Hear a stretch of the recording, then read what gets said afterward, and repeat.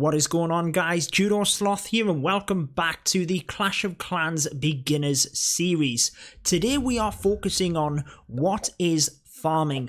That's a term that you will hear bounced around different videos as you're progressing through Clash of Clans, and it's probably worthwhile knowing from the start exactly what it is. We're going to be using the Goblin troop in order to demonstrate that to you. The Goblins are used in order to steal loot from other people, and that's primarily what the farming method is. But we will expand it and talk about different armies. This is the 5th episode in this series. I will link the playlist of the previous episodes above my head, and you can't expect these videos often. I will be sprinkling them in probably once a week. I'll try and get this series to you, and I will be doing it live as well. As I'm kind of doing my casual live streams, we'll hopefully be doing this in the background. Now, first of all, farming is basically gaining more loot than you are spending. So each of your troops that you train up, and when you do unlock spells, they all cost resources, and they cost elixir. Once you get through the game, you can spend gold on part of your army as well, but we will get to that in future episodes. And basically, you want to be pulling in more than what you've spent from other people. That is farming in a nutshell. There are different types of farming, and more popular ones. The cheaper the army you can use in order to get maximum loot, the better you will be from that. However, it all depends on your play style. How much you can actually play is going to depend on which army you use. Let's use the Goblin army. First of all, we're going to collect our resource collectors here, because ultimately that is what is able to be stole from your opponents. You'll see that in a second, and we're going to put that to good use. So let's upgrade our elixir storages, and we can also upgrade, I'm pretty sure we're maxed on defenses here. We are going to have to upgrade to Town Hall 4 pretty shortly, but we can upgrade the bombs as well. Let's upgrade one of them so that we have one builder free. And whenever you have these obstacles around your base, you do want to remove them. That means that you get free gems from that. Any of the obstacles which require gold, you cannot get them back. They will not grow back onto your base, so just be aware of that. If you do want to keep one as a bit of a souvenir, then certainly you can do that. Let's get into the first live attack. Now, explaining farming to you, there's different ways that you can steal loot. Basically, you get different amounts from what you're taking out. You can see in the top left corner, it has 1,200 gold and 500 elixir. That is not a large amount. You will see that my storages are capped off in elixir, so I can't actually get any more of that. That's why I'm upgrading my storages. This one would be a better base to hit, but it is a little bit trickier for goblins. That is something you have to analyze as well. Can you actually hit the base? Can you steal the loot? This is certainly one way you can see it's very easy to steal the loot, and it all depends on what you're going for. So in a nutshell, the storages will have the most in them, but you don't get as much from them. That's where you store all of your gold or elixir, or through the game dark elixir, and you can steal 20% from them. The gold mines or the elixir pumps, you can steal 50% from that. So if you see plenty of gold within their mines, they are probably what you want to target. You will get better at identifying exactly what you can and can't steal. So let's put some goblins into both of these mines and the storages just to demonstrate exactly what we're trying to do. Now remember, we actually can't get any more elixir, the one that's 67,000 there, the purple, we can't get any more of that. My storages are full, so there's no point in trying to steal it necessarily. I'm not going to gain anything. You will see that, I'll explain this as we go through the series, I do not have a shield right now. I'm not in any leagues. As you go further up the leagues, you will get bonuses from that, but I'm not going to get any at the minute. I do have to just sprinkle my goblins in little by little at this point, so that the mortar, that's the one there doing splash damage, isn't taking them all out. Now there is one at the bottom that I've missed. I might as well try and take that just to get the rest of the gold, and then I don't need to expel any more troops. That is basically me just throwing my troops away. I'm not going to get any more gold from it, and I don't need the elixir, so there's no need to use them. That's one thing that you want to try and get the hang of. How many troops do you need to use? If you don't need to use any more of your army, you don't have to. There is a gold storage at the top. I keep forgetting these things. And then the town hall itself acts as a storage as well. So, as you can see, we've got pretty much all of the gold. For argument's sake, I might as well get the final gold storage there so that that goes down. You can see there would have been 676 gold within the town hall, but that's a bit more difficult to get. There's no point in me going for it. I'm just going to end the battle. Now, I know I have lost the raid.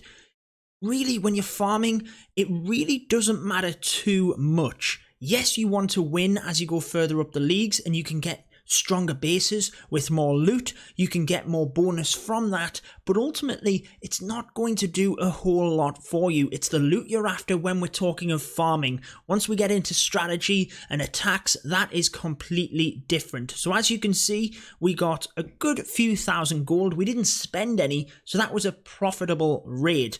Now what we could do is go into the background. You always want to try and cook up your armies in the background as well. So as you will see, I have goblins again cooking in the background. In the previous episode, we talked about the Barch strategy. That's another popular farming strategy. And again, any of you guys that are watching this video that are long-time viewers of my channel, this series probably isn't going to be for you. You might pick up a thing or two, so by all means watch it. But this is targeted at brand new beginners, guys. So down in the comments there, show them guys some love. I am going to try and support them through this. The gravestones, you might as well click them. You get a little bit of elixir back. That's basically where the previous attackers that have attacked your base have gone down, and you get some bonus from taking them out.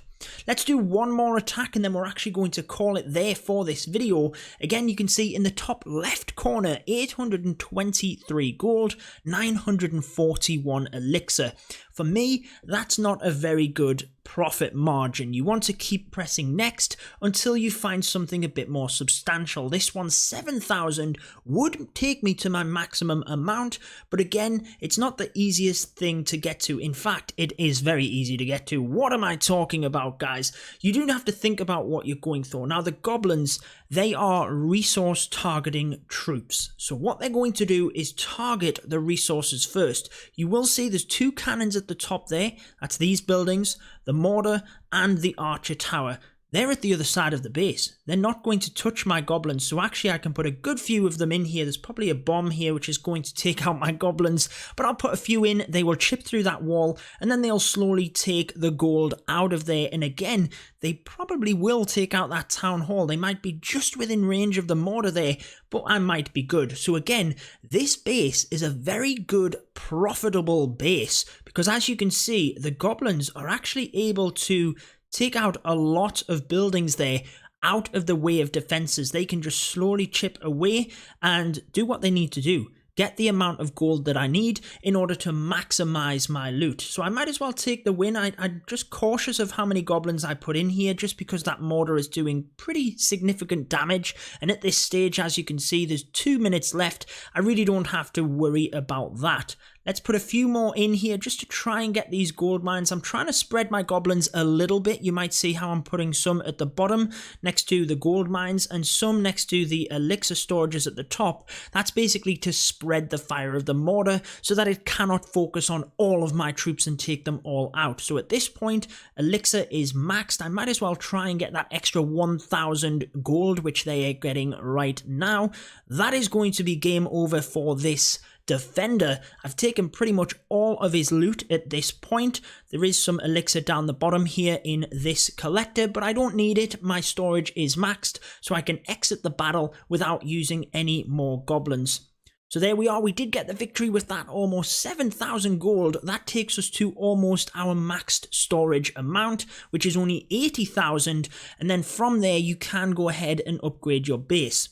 Now, I am not going to upgrade to Town Hall 4 yet, although I will be probably in the next episode. I'll basically focus that episode on upgrading to Town Hall 4, explaining what you're getting in terms of these new buildings and what you want to focus on. So the next episode will be wrapping up from Town Hall 3, basically explaining what you should be trying to do at this stage, and then moving on to Town Hall 4. Honestly, at this part in the game, just enjoy it. have fun, create some new kind of strategies, attack with whatever troops you feel like. Really don't get too stressed out about things at this stage. You can't go too far wrong. Just upgrade your stuff, get through. As you move through the town hall levels, you don't want to rush things, so you do want to take your time and make sure you're upgrading your defenses to an appropriate level, if not maxed for that town hall. But for the first, say, 5 or 6 town hall levels, you really can't do too much wrong. Just have some fun, build some stuff, and ultimately get yourself into the game, and I will be there to guide you through it. So remember, you can take away all of these obstacles. I'm going to do that in the background. I don't need to bore you on the video. I hope that gave you a general explanation of farming and you're a little bit clearer on what it is. Again, it will depend on what you're trying to get. So I do have an account which is a Town Hall 12, the maximum level, and on that account I'll maybe do 1 attack every hour. So you can see how I'm not attacking as much. What I do with that is I will use a stronger army, so yes, it costs more, but because of that, and because I only attack every hour, I can bring more loot, so the profit margin is still there, if that makes sense. That is essentially what farming is. You can get to the stage where you boost your barracks, and that cooks your troops faster. That means you can do more attacks, you can use a lot of the littler troops, get lots of attacks in, and make a big profit margin within that hour. But again, guys, you will see me doing that. That is my brief explanation to you guys about farming. I hope it did help you beginners out. Share it with other new players if you do have other people in your clan, and be sure to request down below any things that you want me to cover on this beginners series. Again, I know this is going to be for all of my viewers, but it is targeted at the beginners. So that is going to wrap it up for this one. I've been your host, Judo Sloth, and until next time, peace out.